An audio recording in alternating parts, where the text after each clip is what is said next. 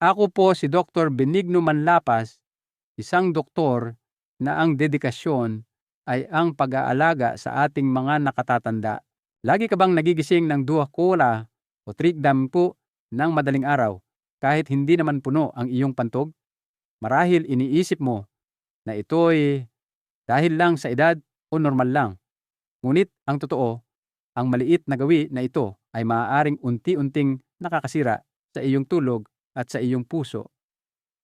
Bilang isang doktor na nakasama ang libu-libong senior, nakita ko ang maraming kagalang-galang na nakatatanda na nagdurusa hindi dahil sa sakit, kundi dahil sa isang bagay na akala nila ay malusog. Ang ilang maling uri ng buto na kinain sa maling oras ay maaaring makagulo sa iyong pantog, makasira sa iyong panunaw, at magdulot ng hindi mahimbing na mga gabi. Ngayon, ituturo ko sa inyo ang 5 buto na dapat ninyong kainin para pakalmahin ang inyong pantog at 5 buto na dapat iwasan, lalo na pagkalipas ng aminangko ng gabi. Ito ay mga simpleng pagbabago, ngunit mapoprotektahan nito ang iyong tulog, iyong enerhiya, at ang iyong kapayapaan ng isip. Bago po tayo magsimula, nais ko sanang malaman kung taga saan po kayo nanonood at anong oras na diyan sa inyo. Pakishare po sa comments na sa ibaba. Lubos ko pong inaasahan na marinig ang inyong mga kwento. At kung mahalaga sa inyo ang mga banayad at siyentipikong payong pangkalusugan para sa inyong edad, pakisubscribe po sa channel na ito para hindi ninyo malampasan kung ano ang susunod na gustong sabihin ng inyong katawan. Pagdating ng edad 60, ang ating katawan ay nagsisimulang magbago sa mga paraang hindi natin gaanong napapansin. Ang ilan ay napapansin natin, ang ilan ay hindi. Isa sa pinakamahalagang pagbabago ay sa isang hormone na tinatawag na vasopressin na tumutulong sa mga bato, kidneys, na pabagalin ang produksyon ng ihi sa gabi. Ngunit habang tayo ay tumatanda, natural na nababawasan ang hormone na ito. Ang resulta, ang ating mga bato ay patuloy na gumagana kahit na sinusubukan nating matulog. Kaya naman, kahit pareho lang ang dami ng tubig na iniinom mo tulad ng dati, maaaring mas mabilis mapuno ang iyong pantog paglubog ng araw. Humihiga ka na umaasang magiging mahimbing ang iyong gabi, ngunit bumabalik ang pakiramdam na kailangan mong umihi. Minsan, 2 o 3 beses bago sumikat ang araw. Ngayon, heto ang isang bagay na marahil hindi mo napagtatanto. May ilang mga buto na maaaring tahimik na nagpapalala nito. Ang ilang mga buto ay nagsisilbing natural na diuretics. Itinutulak nila ang iyong mga bato na gumawa ng mas maraming ihi kahit na gusto ng iyong katawan na magpahinga. Ang iba naman ay mayaman sa mga langis, asido o fiber. Ang mga ito ay maaaring magdulot ng pamamaga o bigat sa iyong tiyan na pumipindot sa iyong pantog, at kapag naramdaman ng pantog na kahit kaunti lang itong puno, nagpapadala ito ng agarang senyales sa utak kahit hindi pa naman talaga kinakailangan. Ngunit hindi lahat ng buto ay masama. Sa katunayan, may iilan na banayad na manggagamot. Ang ilan ay nagbabawas ng pamamaga, sumusuporta sa kalusugan ng prostate, at tumutulong sa iyong katawan na sumipsip ng mas maraming tubig sa umaga. Kaya't mas kaunti na lang ang natitira para sa gabi. Ang susi ay hindi ang katakutan, ang mga buto, kundi ang unawain ang mga ito. Kainin ang mga tamang uri. Kainin sila sa tamang oras at sa tamang paraan. Dahil kahit isang maliit na pagbabago, tulad ng pagpili ng tamang dakot ng buto bandang atrasa ng hapon, ay makakatulong sa iyo na matulog ng mahimbing buong gabi nang walang abala. Ang iyong katawan ay nakikinig pa rin. kailangan lang nitong pakinggan mo rin siya pabalik. 5 uri ng buto na dapat mong kainin para maiwasan ang nocturia, pag-ihi sa gabi. Sa maraming tahanang Pilipino, ang mga buto ng kalabasa ay madalas na itinatapon na lang kapag naghihiwa tayo para sa ginataan o pinakbet. Pero paano kung sabihin ko sa inyo na ang mga ito ay isang kayamanan? Lalo na pagkatapos ng edad 60, kung kailan ang prostate ay nagsisimulang unti-unting mamaga at pumipindot sa pantog na nagiging sanhi ng madalas na pag-ihi sa gabi.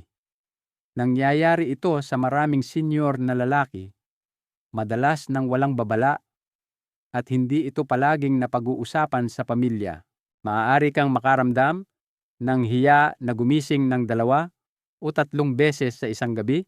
Hindi sigurado kung ito ba ay dahil sa edad o may mas seryosong dahilan. Ngunit narito ang isang banayad na pag-asa na maibibigay ng mga buto ng kalabasa. Natural na suporta ng walang anumang malakas na gamot. Ang maliliit na berdeng butong ito ay mayaman sa zinc, isang mineral na malaki ang kaugnayan sa kalusugan ng prostate at balanse ng hormone. Nakakatulong ang zinc na bawasan ang laki ng prostate sa paglipas ng panahon at pinapakalma ang pamamaga na ginagawang hindi gaanong iritado ang pantog.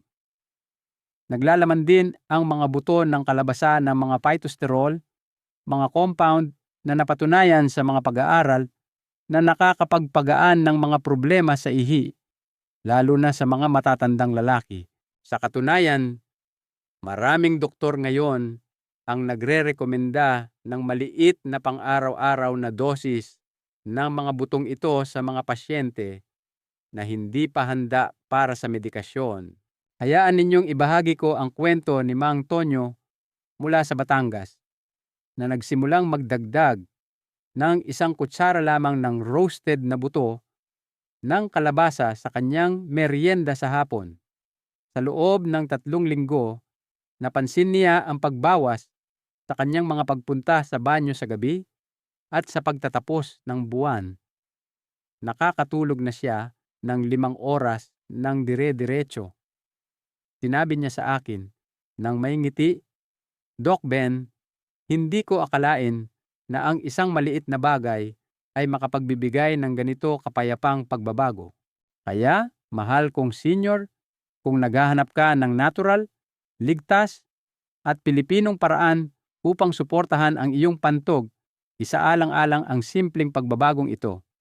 Kumuha ng 1 kutsara ng walang asin na roasted pumpkin seeds bandang atranda ng hapon na may kasamang maligamgam na tubig o ihalo sa inyong merienda. Hindi masyadong gabi, hindi masyadong marami, sapat lang upang paalalahanan ang iyong katawan na kaya pa nitong magpahinga, maghilom, at matulog ng mahimbing."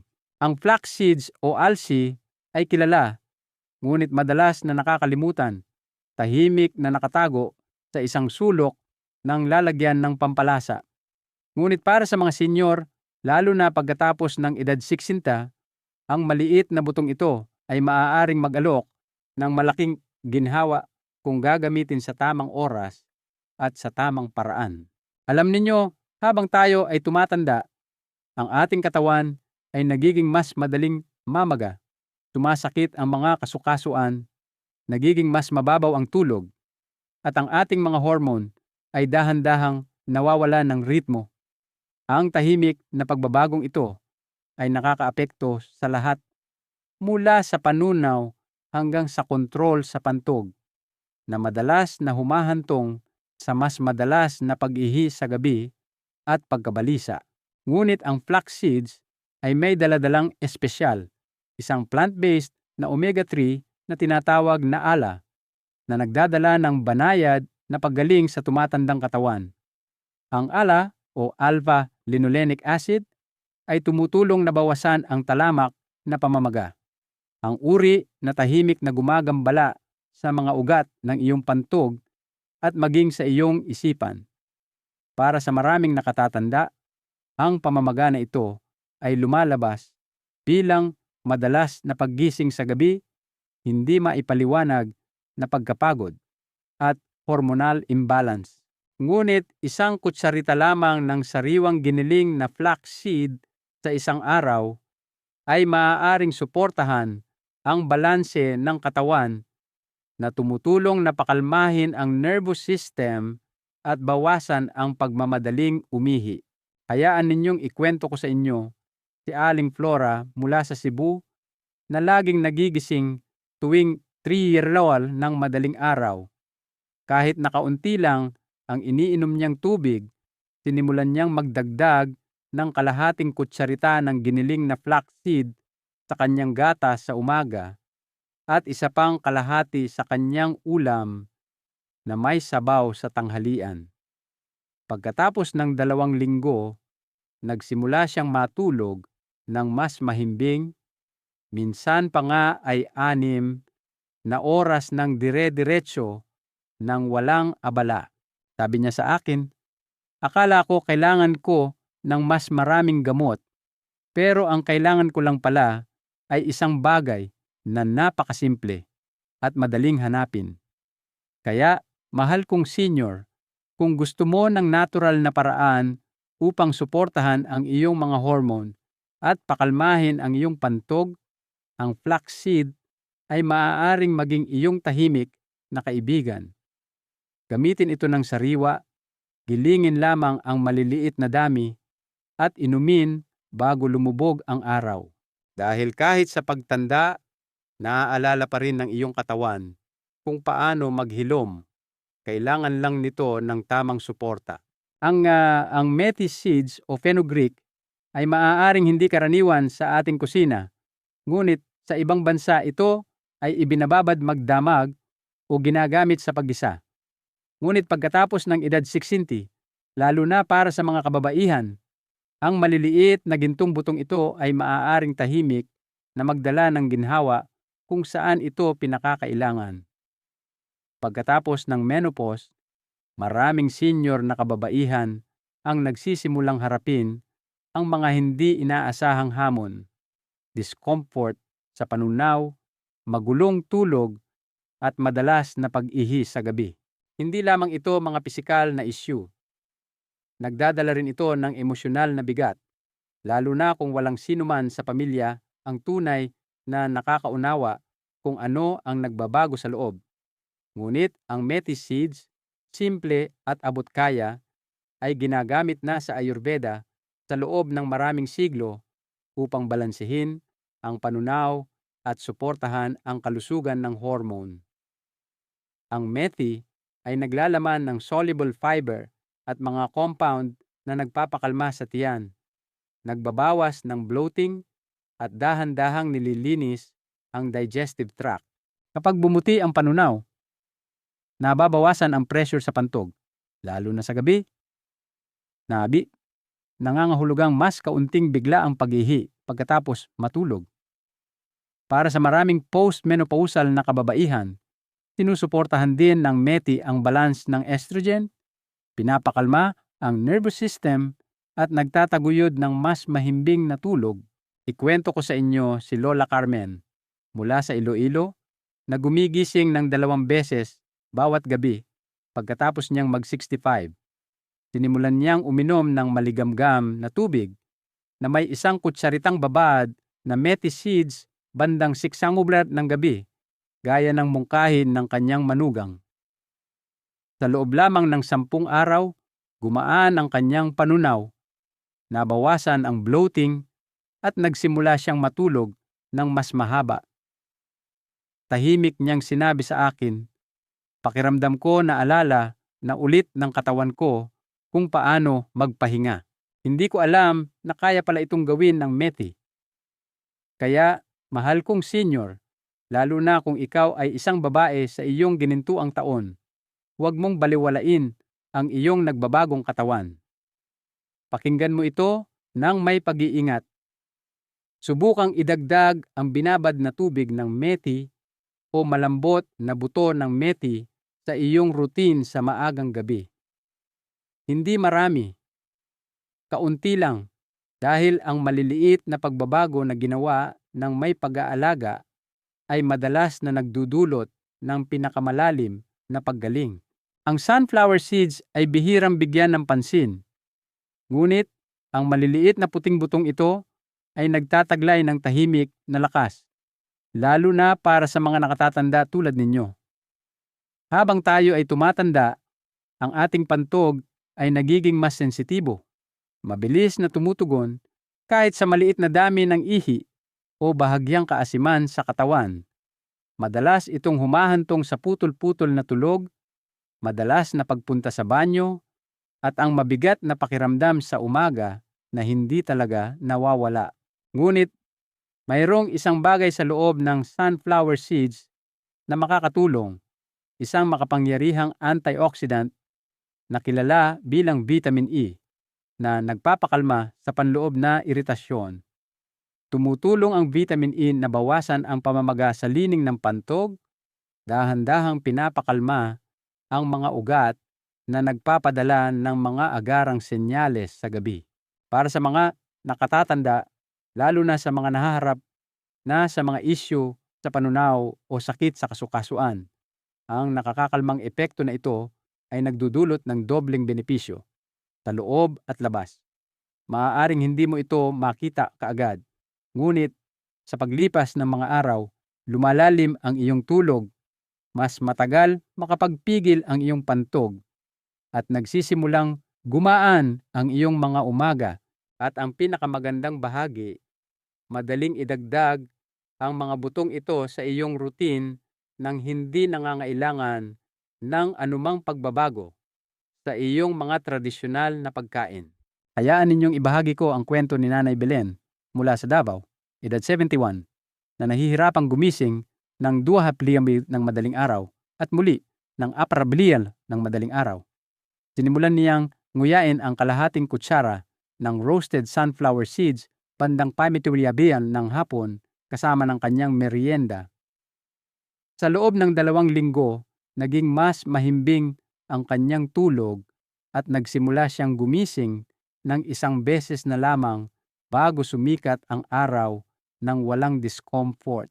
Ngumiti siya at sinabing, "Doc, akala ko wala nang makakatulong sa edad ko, pero ngayon inaabangan ko na ang oras ng pagtulog. Kaya, mahal kong senior, kung madalas mong maramdaman na masyadong mabilis kang gambalain ng iyong pantog sa iyong pamamahinga, bigyan ng pagkakataon ang maliit na gawin na ito. Gumamit ng plain na walang asin na sunflower seeds. Nguyain ito ng dahan-dahan at kainin bago lumubog ang araw. Kahit ang iyong pantog ay nararapat sa kaunting kapayapaan. At minsan ang kapayapaan ay nagmumula sa isang buto na hindi mas malaki sa iyong hinlalaki." Ang chia seeds ay tahimik na nakapasok sa mga kusinang Pilipino, sa mga smoothies, yogurt, o kahit ibinabad sa tubig. Sa unang tingin, maaaring mukha silang isang usong pagkain mula sa ibang bansa, ngunit para sa mga nakatatanda, nagtataglay sila ng isang malalim na praktikal na halaga, lalo na sa gabi. Pagkatapos ng edad 60, mas mabagal nang gumana ang ating mga bato at nahihirapan ang ating katawan na balansehin ang tubig sa buong gabi. Ito ang isang dahilan kung bakit kahit maliit na dami ng ihi ay mas mabilis na naiipon, na humahantong sa hindi ginustong mga pagpunta sa banyo ng unang alit o 3 sa labas ng madaling araw. Ngunit ang chia seeds, kapag ibinabad ng maayos, ay maaaring dahan-dahang tulungan ang iyong katawan na mag-ipon ng tubig sa umaga, kaya't mas mababa ang pressure sa gabi. Ang maliliit na itim na butong ito ay sumisip-sip ng halos 10 beses ng kanilang bigat sa tubig, na nagiging isang malambot na gel na dahan-dahang gumagalaw sa iyong sistema. Ang gel na ito ay nag-hydrate sa iyong katawan. Unti-unting binabawasan ang pagkawala ng tubig sa pamamagitan ng ihi, at sinusuportahan ang iyong mga bato sa pagpapanatili ng balanse. Ang resulta, mas kaunting ihi ang nabubuo pagkatapos ng paglubog ng araw na nagbibigay sa iyong pantog ng isang kinakailangang pahinga habang natutulog ka. Ikwento ko sa inyo, si Tatay Ramon mula sa Pampanga, edad 69, na nagsimulang magdagdag ng isang kutsaritang binabad na chia seeds sa kanyang yogurt drink bandang 11:00 ng umaga. Uminom din siya ng isa pang kalahating kutsarita bandang 4:00 ng hapon sa maligamgam na tubig tulad ng payo ng kanyang doktor. Sa loob ng 10 araw, napansin niya na hindi na siya gumigising ng 2 beses sa gabi, 1 beses na lang, at minsan ay hindi na talaga. Tumawa siya at sinabi sa akin, "Dok, hindi ko binago ang hapunan ko o ang gamot ko. Itong isang maliit na buto lang ang gumawa ng lahat ng mahika. Kaya, mahal kong senior, huwag maliitin ang tahimik na kapangyarihan ng chia. Ibabad itong mabuti, nguyain ng dahan-dahan, at kainin bago lumubog ang araw, hindi pagkatapos ng hapunan. Dahil minsan, hindi kailangan ng iyong mga bato ng mas maraming tubig. Kailangan lang nila ng kaunting tulong sa pagpapanatili ng kung ano ang naroroon na 5 uri ng buto na dapat iwasan pagkatapos ng samsamdari ng gabi. Sa maraming tahanang Pilipino, lalo na tuwing tag-init, ang mga buto ng pakwan ay pinapatuyo, niluluto, at kinakain bilang isang magaan at malutong na merienda. Madalas itong itinuturing na hindi nakakasama kahit na malusog dahil nagmula ito sa isang prutas na iniuugnay natin sa hydration at pagpapalamig. Ngunit para sa mga senior, lalo na pagkatapos ng edad 60, ang mga butong ito ay maaaring tahimik na mag-trigger ng isang bagay na hindi inaasahan. Madalas na pag-ihi sa gabi. Ang mga buto ng pakwan ay natural na naglalaman ng mga compound na nagsisilbing banayad na diuretics na hinihikayat ang mga bato na gumawa ng mas maraming ihi. At kapag kinain, pagkatapos ng paglubog ng araw, maaari nilang itulak ang iyong pantog sa sobrang pagtatrabaho kung kailan gusto ng iyong katawan na magpahinga.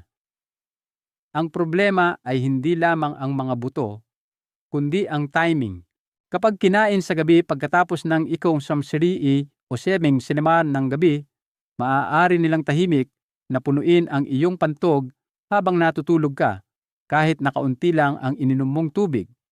Ito ang humahantong sa mga nakakainis na paggising ng unang hulula ng madaling araw, kung kailan mabigat ang pakiramdam ng iyong mga binti, malabo ang iyong isip, at nagtataka ka kung bakit laging napuputol ang iyong tulog.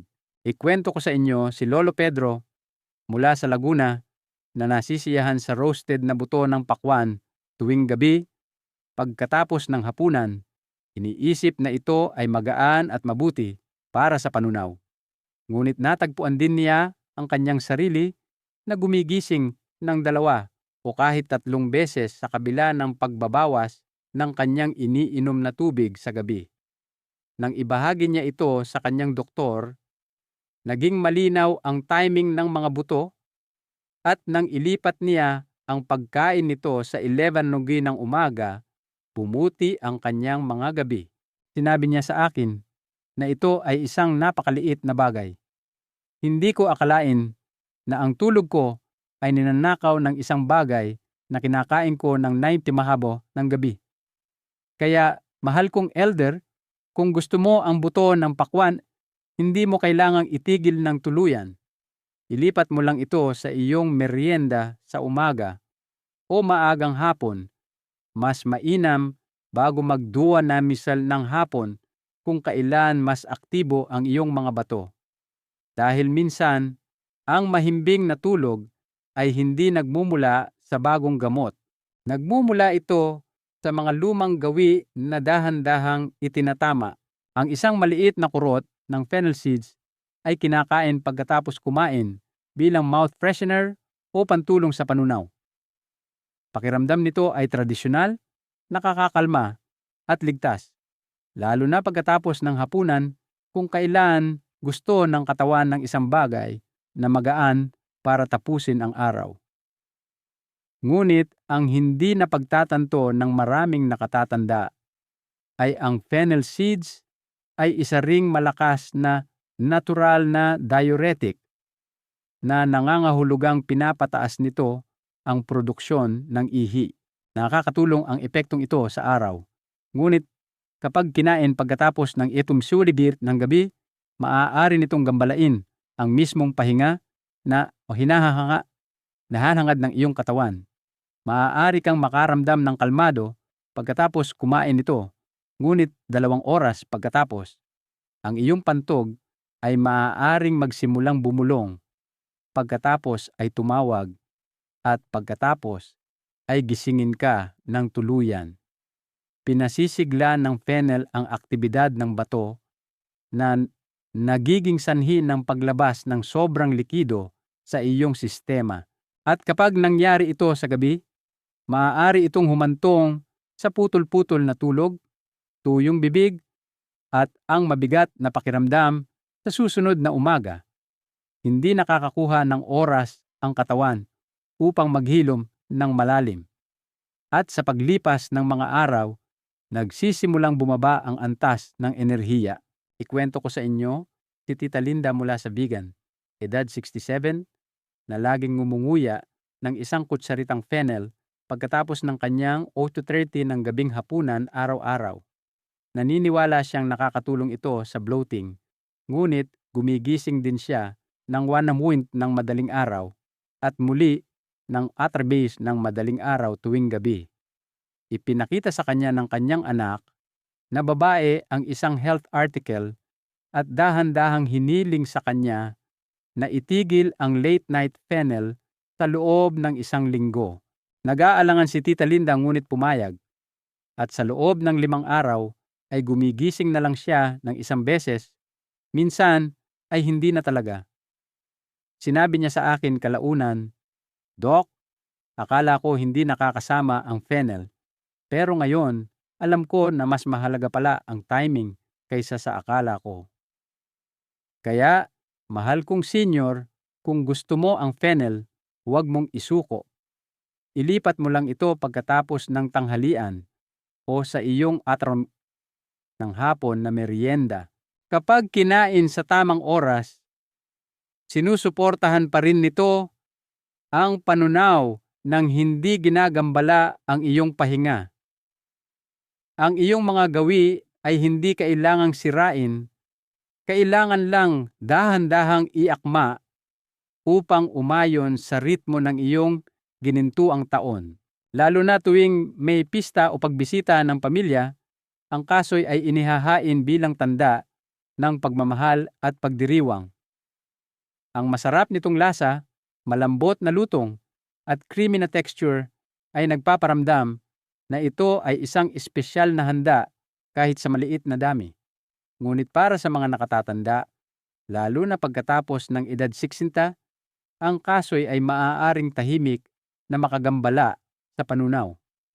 At kapag kinain sa gabi, maaari rin nitong gambalain ang iyong tulog. Ang kasoy ay mataas sa healthy fats, ngunit ang mga taba na iyon ay nangangailangan ng oras at enerhiya upang matunaw, lalo na para sa isang tumatandang tiyan. Kapag kinain pagkatapos ng paglubog ng araw, maaari itong magdulot ng kabigatan, mabagal na panunaw, at dagdag na pressure sa pantog sa gabi. Madalas itong humahantong sa bloating, bahagyang acidity, o ang hindi komportabling pakiramdam sa ibabang bahagi ng tiyan habang nakahiga. At kapag puno ang pakiramdam ng iyong bituka, marahan nitong pinipindot ang pantog na maaaring mag-trigger ng maling senyales na umihi kahit na minimal lang ang ihi. Ibahagi ko ang kwento ni Mang Nestor mula sa Bacolod na mahilig sa isang maliit na mangkok ng roasted na kasoy. Pagkatapos ng hapunan ng 9 ng gabi. Sinabi niyang nakakatulong ito para mabusog siya, ngunit nagsimula rin siyang gumising ng 2 beses bawat gabi na may kakaibang bigat sa kanyang tiyan. Pagkatapos kumonsulta sa kanyang doktor, inilipat niya ang kanyang meriendang kasoy sa 11:15 ng umaga kasama ng kanyang kalamansi juice. Sa loob ng 1 linggo, iniulat niya ang mas magaan na panunaw, mas kaunting pag-ihi sa gabi, at mas mahimbing na tulog nang walang binabago sa kanyang dieta. Sinabi niya sa akin, "Doc, akala ko humihina na ang pantog ko, pero marahil ay dahil lang pala iyon sa aking late night na kasoy. Kaya, mahal kong senior, hindi kalaban ang kasoy. Masustansya ito, ngunit kung kakainin lamang sa tamang oras. Kung gusto mo ito, kumain ng 3 o 4 na piraso bago mananghalian, hindi pagkatapos ng hapunan. Dahil minsan, ang mahimbing na tulog ay nagsisimula hindi sa mas kaunting pagkain, kundi sa pagkaing kinain sa tamang oras. Lalo na tuwing kasalan o Pasko, ang pistasyos ay ipinapasa ng may pagmamalaki, itinuturing na tanda ng kasaganaan at pag-aalaga. Masarap ito, puno ng magagandang nutrisyon, at nagbabalik ng matatamis na alaala ng mga pagtitipon ng pamilya at mga merienda noong bata pa. Ngunit, pagkatapos ng edad 60, bumabagal ang ating panunaw at ang ilang pagkain na dati nating kinakain ng walang pag-iisip ay nagsisimulang mag-iba ng epekto. Ang pistasyos, bagamat malusog, ay mataas sa fiber at maaaring magdulot ng bahagyang bloating o kabag kung kinain sa maling oras, lalo na sa gabi. At para sa mga nakatatanda, ang banayad na bloating na ito ay maaaring tahimik na pumindot sa pantog na nagpapataas ng pagnanais na umihi sa gabi. Kahit na hindi puno ang pantog, maaaring hindi mo iugnay ang iyong kinain na pistasyo sa gabi sa iyong pagpunta sa banyo ng 2 siwulit ng madaling araw, ngunit naaalala ito ng iyong katawan kahit na hindi mo iniisip. Ang isang punong tiyan, pag-ipon ng hangin, o bahagyang pressure sa bituka ay lahat maaaring magpadala ng maling senyales sa pantog na paulit-ulit na gumagambala sa tulog. Ibahagi ko ang kwento ni Aling Susan mula sa Baguio, edad 70, na kumakain ng isang maliit na mangkok ng roasted pistachios pagkatapos ng hapunan ng 8:30 ng gabi. Gusto niya ang lutong nito at naniniwalang nakakatulong ito sa kanya na iwasan ang matatamis. Ngunit gumigising siya ng 2 beses bawat gabi, hindi mapakali at naiinis. Nabasa ng kanyang apo ang isang article online at iminungkahi na ilipat niya ang pista snack sa 10:30 ng umaga pagkatapos lamang ng kanyang morning walk.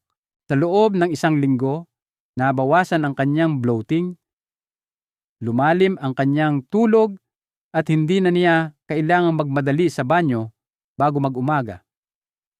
Sinabi niya nang may mahinang tawa, "Akala ko may problema ako sa pantog. Yun pala, ang pistachios ko lang sa gabi ang nagbibigay sa akin ng problema." Kaya, mahal kong senior, i-enjoy ang pistachios, ngunit kainin ito sa tamang oras, mas mainam sa kalagitnaan ng umaga kasama ang iyong tsaa o prutas. Magpapasalamat ang iyong panunaw. Magpapahinga ang iyong pantog at ang iyong mga gabi ay maaaring sa wakas ay bumalik sa mapayapang katahimikan. Ang makana o foxnuts ay itinuturing na isa sa pinakamasustansyang merienda, lalo na para sa mga nakatatanda na namamahala ng blood sugar o sakit sa kasukasuan.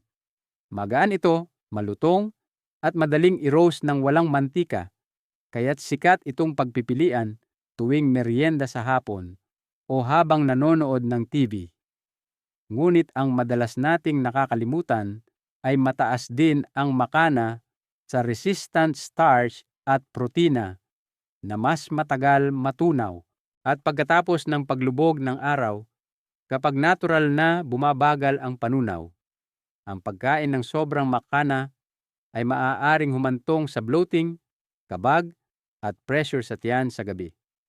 Ang banayad na kabag na ito ay hindi palaging nagdudulot ng sakit, ngunit pinipindot nito ang pantog na lumilikha ng maling pagnanais na umihi kahit na hindi puno ang iyong pantog.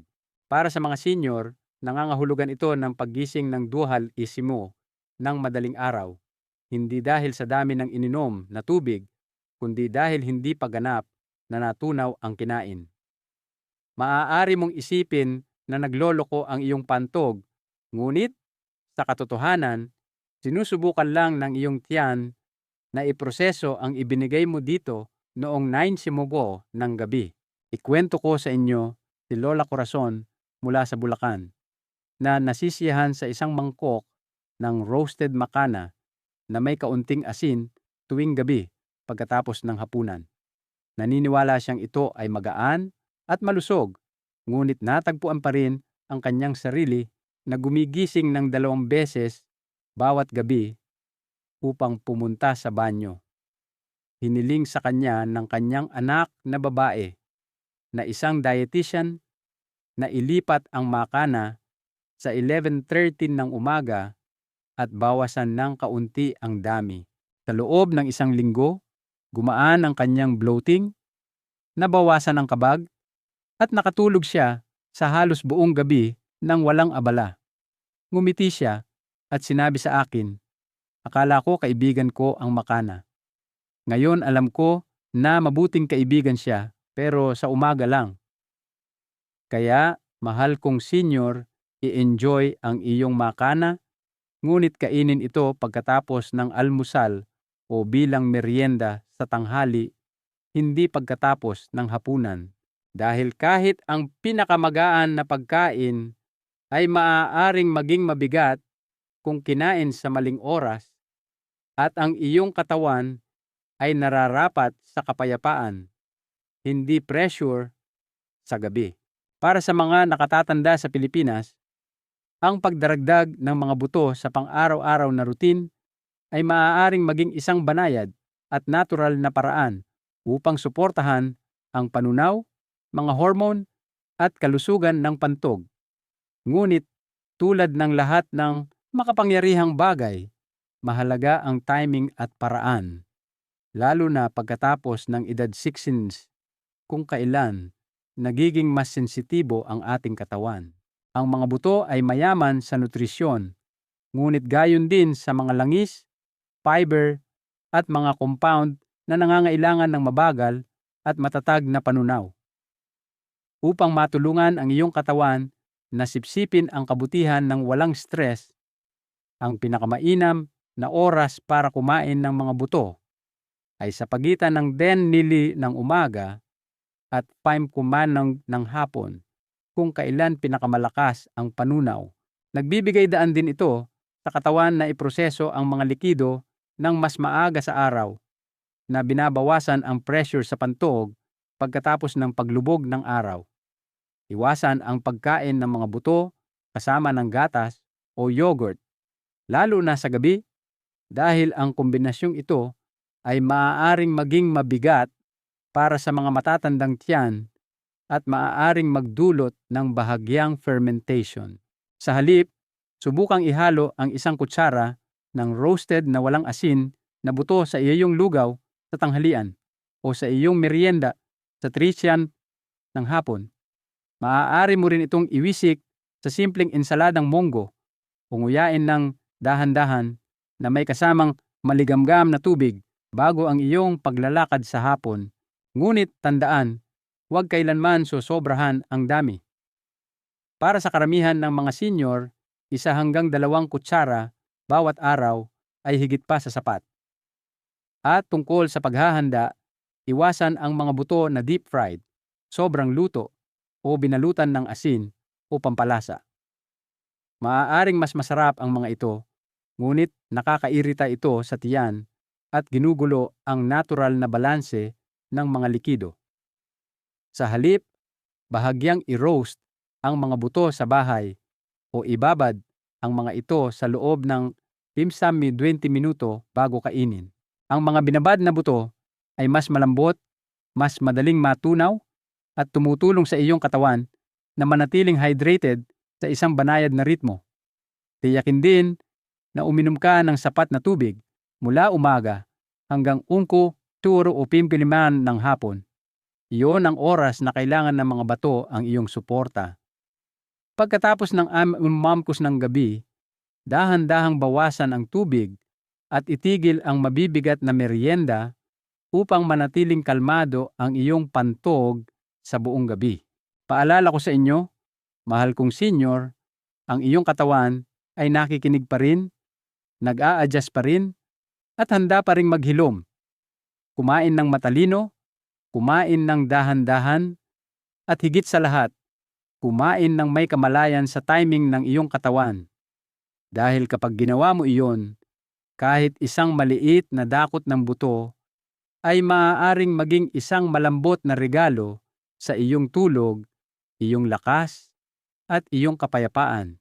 Kaya, mahal kong senior, ngayon ay dahan-dahan nating ginalugad kung paano ang mga butong kinakain natin at ang oras na kinakain natin ito ay tahimik na humuhubog sa ating mga gabi. Ang ilang buto ay nagdudulot ng ginhawa at paggaling kapag kinain sa tamang oras, habang ang iba, kung mali ang timing, ay maaaring makagambala sa iyong mahalagang tulog. Hindi ito tungkol sa takot. Ito ay tungkol sa pakikinig sa iyong katawan ng may pag-aalaga at paggawa ng maliliit na pagbabago na gumagalang sa ritmo nito. Ang pinakamahalagang aral dito ay ang matutong makinig sa sarili nating katawan. Ito ay isang uri ng pagmamahal at paggalang sa sarili na madalas nating nakakalimutan. Ang inyong katawan ay may sariling karunungan. Ang pagbibigay pansin sa maliliit na senyales nito ay hindi tanda ng kahinaan, kundi isang paraan upang mapanatili ang kalakasan at kapayapaan sa inyong ginintuang mga taon. Ang mga payong ito ay ibinabahagi para sa pangkalahatang kaalaman. Kung ikaw ay nahaharap sa anumang hamon sa kalusugan, siguraduhin kumonsulta sa iyong doktor bago subukan ang anumang bago, dahil ang iyong katawan ay natatangi at nararapat sa personal na atensyon, hindi lamang pangkalahatang payo. Ngayon, nais kong marinig ang inyong panig. Kung ang video na ito ay nakatulong sa inyo na matuto ng bago o nagpaalala sa inyo ng isang bagay na mahalaga, mangyaring isulat ito sa mga komento. At kung sa tingin ninyo ay nakatulong ito, pakitype lang po ang numero 1 sa ibaba. Kung sa tingin ninyo ay hindi ito angkop para sa inyo, i-type ang 0 para mapabuti ko ang mga susunod na video para sa inyo. Huwag po kalimutang mag-subscribe sa channel. Pindutin ang maliit na bell icon at ibahagi ang video na ito sa isang kaibigan, kapatid o kapitbahay. Hindi natin alam, ang isang maliit na payo na ibinahagi sa tamang oras ay maaaring magdala sa isang tao ng mahimbing na gabi na matagal na nilang inaasam. Hanggang sa muli nating pagkikita, alagaan ang inyong katawan. Pakinggan ito ng may kabaitan, at naway maging kalmado ang inyong mga gabi at magaan ang inyong mga umaga. Mabuhay at mag-ingat po kayo lagi.